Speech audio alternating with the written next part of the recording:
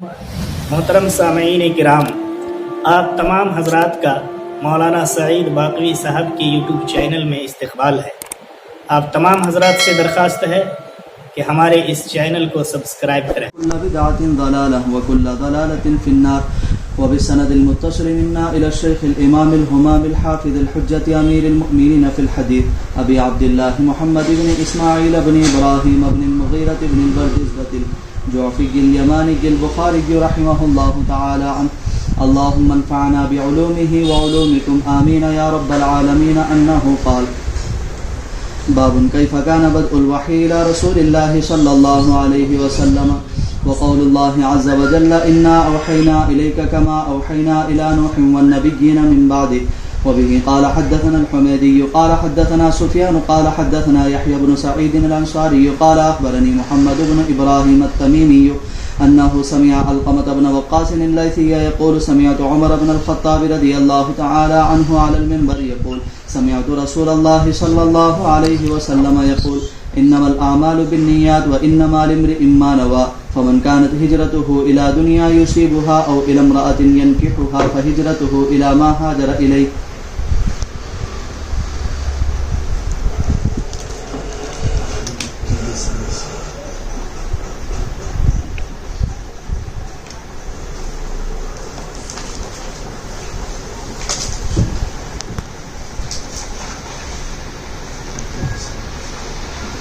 القسط ليوم القيامة وأن أعمال بني آدم وقولهم يوزن. وقال مجاهد القسطاس العدل بالرومية، ويقال القسط مصدر المقسط وهو العادل، وأما القاسط فهو الجائر.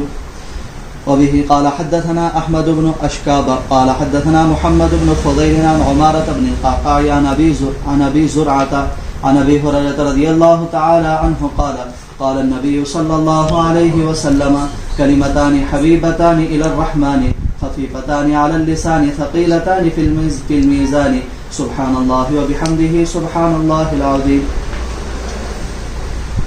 بسم الله الرحمن الرحيم.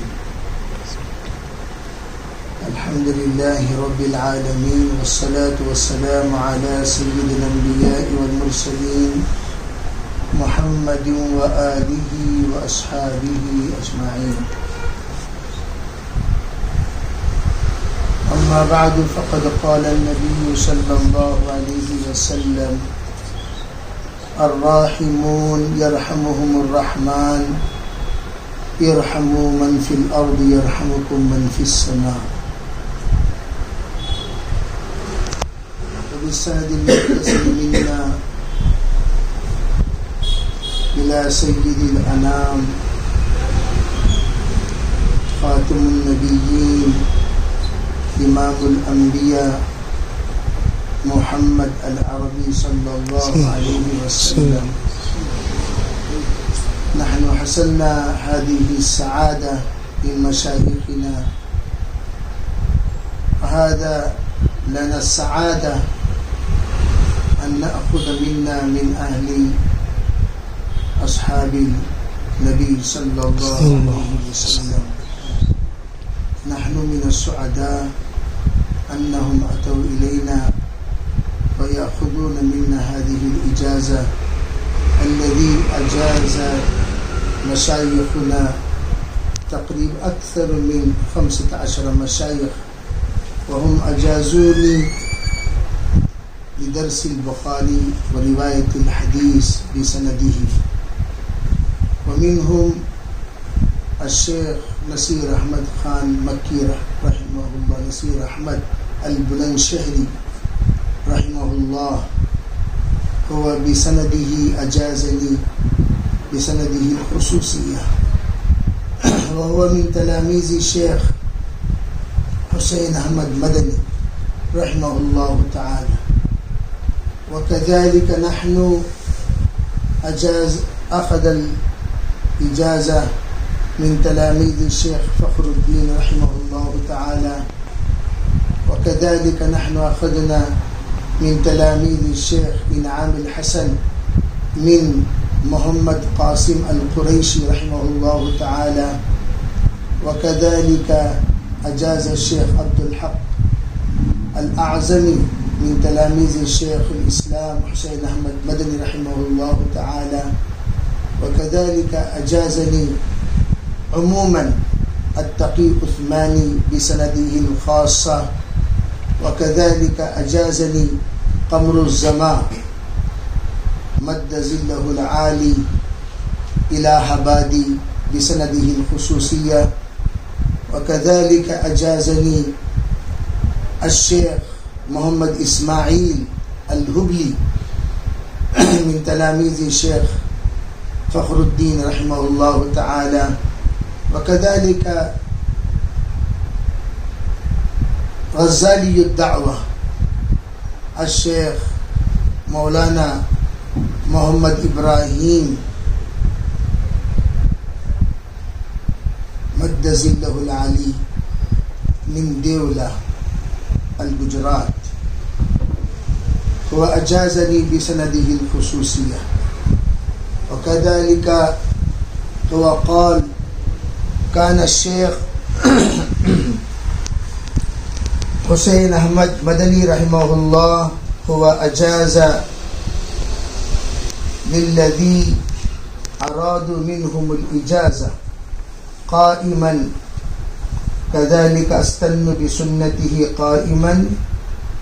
والذي يريد الإجازة الحديث من هذه الأسناد من مشايخنا أنا أيضا حين أتوا ضيوفنا الكرام الشيخ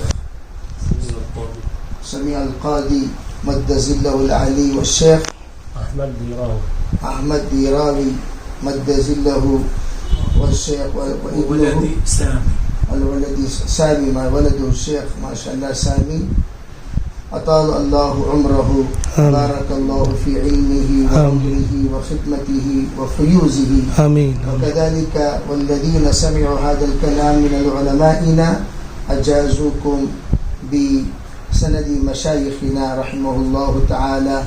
وادعوا لنا والله سبحانه وتعالى يصلحنا بهذه الأسناد الغالية المباركة والأسناد بسبب الأسناد بوسيلة الأسناد، والذي يدعو الله سبحانه وتعالى والله سبحانه وتعالى يغفره ويصلحه.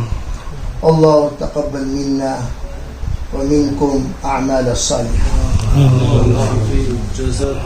اللهم لك الحمد كله ولك الشكر كله ولك المجد كله ولك الثناء كله وإليك يرجع الخلق كله.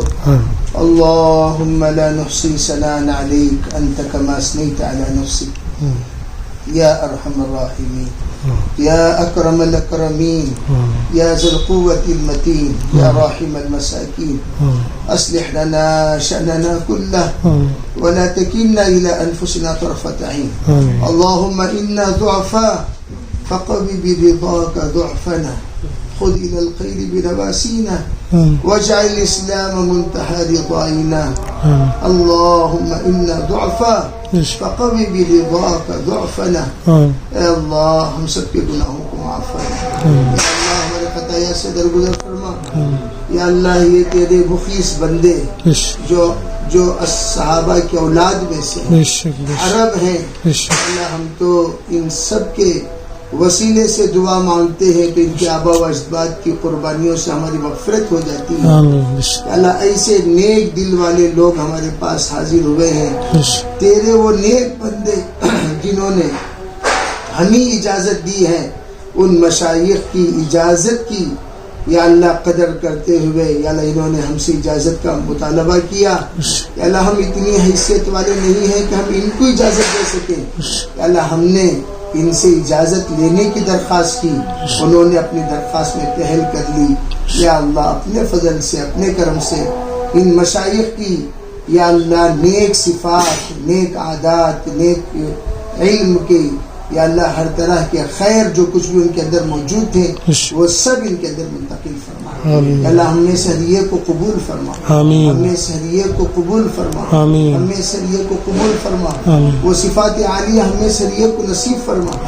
یا اللہ یا اللہ ہمیں شریعت کے ساتھ عفو عافیت کا معاملہ فرما. آمین. یا اللہ عفو عافیت کا معاملہ فرما. آمین. یا اللہ اس اجازت کی برکت سے ہماری اصلاح فرما. آمین. آمین. اجازت کی برکت سے ہماری اصلاح فرما. آمین. ہمارے مشائخ نے بڑے اعتماد کے ساتھ ہمیں اجازت دی ہے. یا اللہ اس اعتماد کی لاج رکھ لے.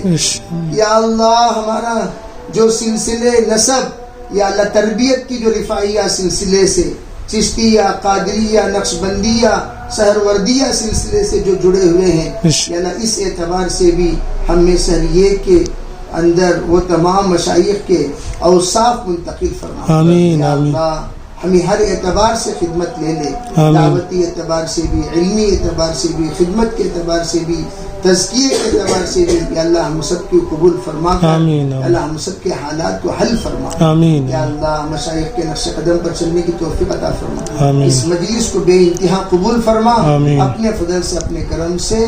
یا اللہ جناب رسول اللہ صلی اللہ علیہ وسلم کے تمام دعاؤں کی برکت سے قبول فرما. آمین. ربنا تقبل منا ما كان صالحا واصلح لنا ما كان فاسدا. آمین. اللهم نسألك من خير ما سألك منه نبيك وحبيبك محمد صلى الله عليه وسلم ونعوذ بك من شر ما استعاذك منه نبيك وحبيبك محمد صلى الله عليه وسلم وأنت المستعان وعليك البلاغ لا حول ولا قوة إلا بالله. اللهم تقبل منا اللهم تقبل منا اللهم تقبل منا اللهم تقبل منا اللهم تقبل منا ربنا تقبل منا.